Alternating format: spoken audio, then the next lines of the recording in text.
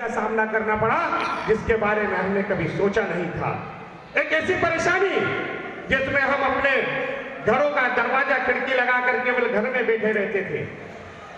और इतना भय कि ऐसा लगता था कि यदि दरवाजे खिड़कियों को खोल दिया तो कोरोना नाम का राक्षस हमारे घर में घुस जाएगा। इतना भय कि मित्र मित्र से बात नहीं कर रहा था, इतना भय कि रिश्तेदार रिश्तेदार से बात नहीं कर रहा था, इतना भय कि पड़ोसी पड़ोसी से बात करने के लिए तैयार नहीं था, इतना भय कि व्यक्ति ने अपने पिता की शव पर हाथ नहीं लगाया, इतना भय कि पत्नी ने अपने पति को नहीं छुआ, इतना भय कि पति ने अपनी वृद्ध पत्नी को अंतिम विदाई नहीं दी, इतना भय कि मित्र मित्र से को अंतिम विदाई देने के लिए नहीं गया और लोगों ने एक दूसरे से संपर्क तोड़ लिया। उस कालखंड में भी देश के प्रधानमंत्री आदरणीय नरेंद्र मोदी जी ने हमसे नाता नहीं तोड़ा। उन्होंने भारतीय जनता पार्टी के कार्यकर्ताओं को आदेश दिया कि आप जाइए और जनता की सेवा में लग जाइए, जो होगा वो भगवान के ऊपर छोड़िए। और उसी का परिणाम आपने देखा कि भारतीय जनता पार्टी के कार्यकर्ता कोरोना के उस कालखंड में भी, जब कांग्रेस का प्रत्येक व्यक्ति अपने घर के अंदर बैठा हुआ था, कांग्रेस के नेता दुबक के अपने घर में बैठ गए थे, कांग्रेस के लोग कोरोना के डर से सड़क पर नहीं निकले थे, कांग्रेस के लोगों ने लोगों की सेवा का भाव को अपने अंदर खत्म कर लिया था। उस समय भी भारतीय जनता पार्टी का कार्यकर्ता गरीबों की सेवा के लिए, आशीर्वाद दाताओं की सेवा के लिए रास्ते में भटक रहा था, जगह जगह अपने कैंप लगा रहा था, अस्पताल में सेवा दे रहा था। और शुजालपुर में जो हुआ वो तो किसी से छुपा नहीं है। शुजालपुर में तो एक ऐसी मिसाल पेश की कि जिसका अनुसरण पूरे प्रदेश में किया गया। शुजालपुर के आपके यशस्वी विधायक, हमारे मध्य प्रदेश शासन के मंत्री, मेरे मार्गदर्शक आदरणीय इंदर सिंह जी परमार साहब ने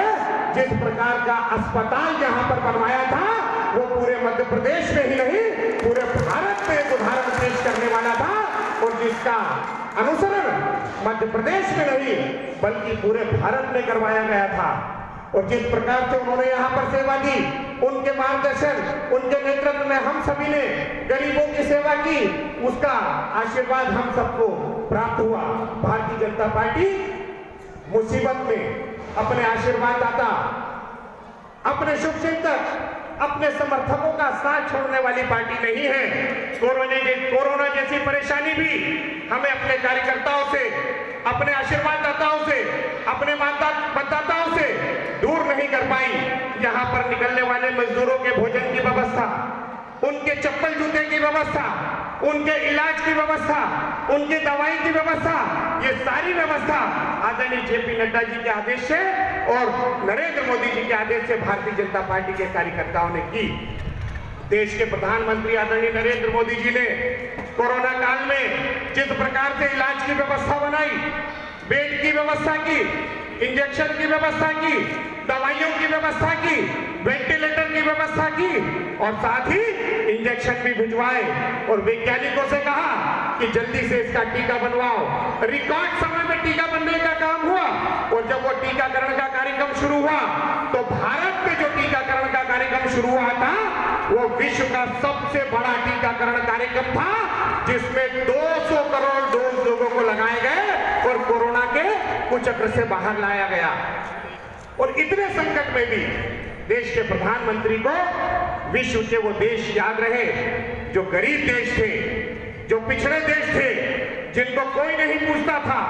ऐसे देश जिनमें कोई नहीं जाता था, ऐसे देश जिनकी कोई मदद नहीं करता था, उन देशों में भी देश के प्रधानमंत्री आदरणीय नरेंद्र मोदी जी ने इंजेक्शन भिजवाए, टीकाकरण करवाया और इस बात को साबित किया कि हम वसुधैव कुटुंबकम की जो बात करते हैं, पूरे विश्व को जो अपना परिवार मानते हैं, वो केवल हम शब्दों में नहीं कहते, वो हमारे आचरण में है। और उसी का परिणाम है कि हमारे देश के प्रधानमंत्री का आज पूरे विश्व में जलवा है, हमारे देश के प्रधानमंत्री का पूरे विश्व में डंका बजता है, हमारे देश के प्रधानमंत्री सनातन का परचम पूरे विश्व में लहरा रहे हैं। जहां एक और ये कहा जाता था कि यदि राम मंदिर देश में बन गया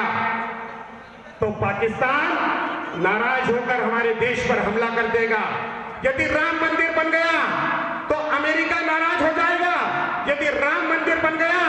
तो अरब कंट्री हमें पेट्रोल देना बंद कर देगी और हमारे यहाँ की अर्थव्यवस्था खत्म हो जाएगी। 22 जनवरी 2023 के दिन राम मंदिर का प्राण प्रतिष्ठा का कार्यक्रम तो हुआ ही, साथ ही नरेंद्र मोदी जी ने उसी अरब कंट्री में जाके आबू धाबी में भी राम मंदिर का प्राण प्रतिष्ठा का कार्यक्रम कर डाला और पूरे विश्व को यह संदेश दिया कि भारत किसी से दबने वाला नहीं,